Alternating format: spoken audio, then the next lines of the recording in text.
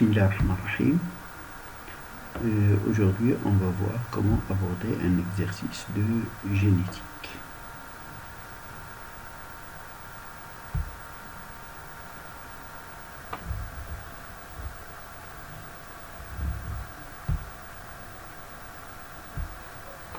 On va traiter un exercice tiré de l'énoncé du baccalauréat physique-chimie de la session de rattrapage de 2016. On cherche à comprendre le mode de transmission d'un allèle mutant chez le diamant mandarin, une espèce d'oiseau. Un aviculteur, c'est-à-dire un éleveur d'oiseaux, a réalisé deux croisements entre des individus de phénotypes suivants: un phénotype sauvage à face grise et un phénotype mutant à face noire. On nous indique qu'on doit utiliser les symboles grand P pour l'allèle sauvage et petit b pour l'allèle mutant. Dans le premier croisement, on a un mâle à face noire qui croise une femelle à face noire. Donc ils ont les mêmes phénotypes, les deux parents, et on obtient en F1 un tiers d'individus à face grise et deux tiers d'individus à face noire. La question qu'on doit traiter est la suivante. En utilisant les résultats du premier croisement, déterminer le mode de transmission du caractère couleur de la face chez ces oiseaux. Donc, comme vous voyez, pour le premier croisement, les individus ont le même phénotype noir, et malgré ça, on a apparition d'un phénotype gris. En plus, on a la F1 qui n'est pas homogène. Donc, qu'est-ce qu'on va dire? On va commencer par cette dernière, F1 non homogène.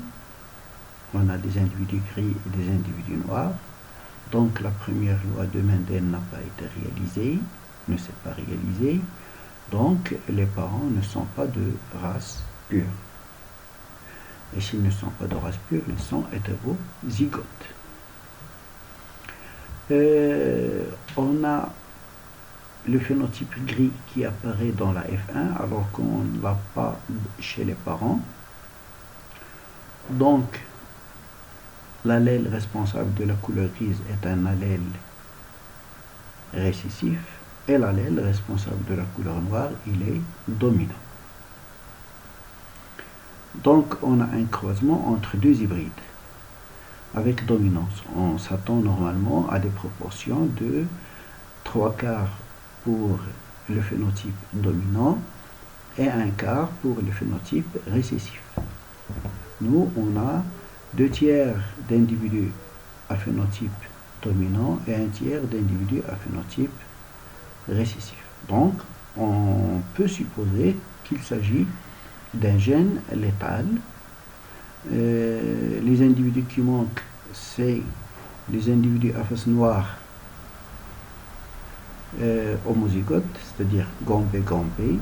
Donc, c'est un gène létal chez l'homozygote sauvage. Donc, c'est ce qu'on peut dire à propos de cette première question. Des petits b déduisez les génotypes des individus ayant le phénotype sauvage et les individus ayant le phénotype mutant. Donc, comme on a dit, le phénotype sauvage, c'est-à-dire noir, on peut avoir l'homozygote GAMP, les individus meurent, c'est un gène létal, donc tous les individus noirs sont hétérozygotes GAMP petit b. Alors que les individus gris, ce sont des homozygotes petit b. Ils n'ont que le gène, que l'allèle récessif. Petit 4, on nous demande de donner l'interprétation chromosomique du premier et du deuxième croisement et de justifier nos réponses par un échiquier.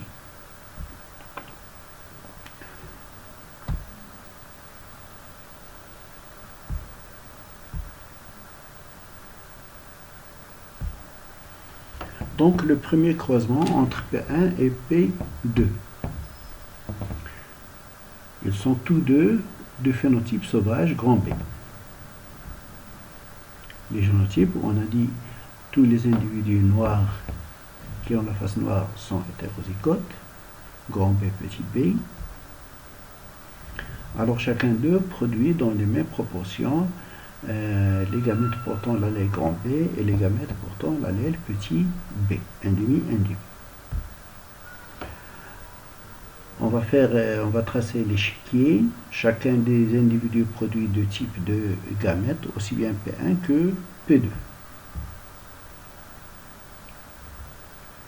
avec les mêmes proportions. Donc les génotypes grand B, petit b, grand B, petit b, petit b, et bien sûr les phénotypes qui en découlent. Donc normalement on doit s'attendre à des proportions de 3/4 grand B, 1/4 petit b. Mais comme on a dit, le gène est létal chez l'homozygote grand B, grand B. Donc il nous reste 3 cases. Donc dans les proportions de 1 tiers, 1 tiers, 1 tiers, donc 2 tiers pour le phénotype sauvage et 1 tiers pour le phénotype récessif.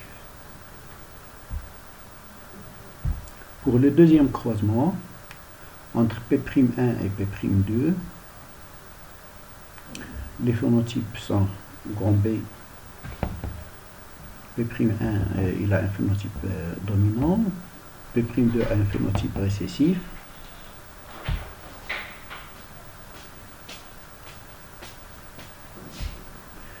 Donc les gamètes, P'1 produit deux types de gamètes dans les mêmes proportions, 1,5, 1,5, et P'2 ne produit qu'un seul type de gamètes.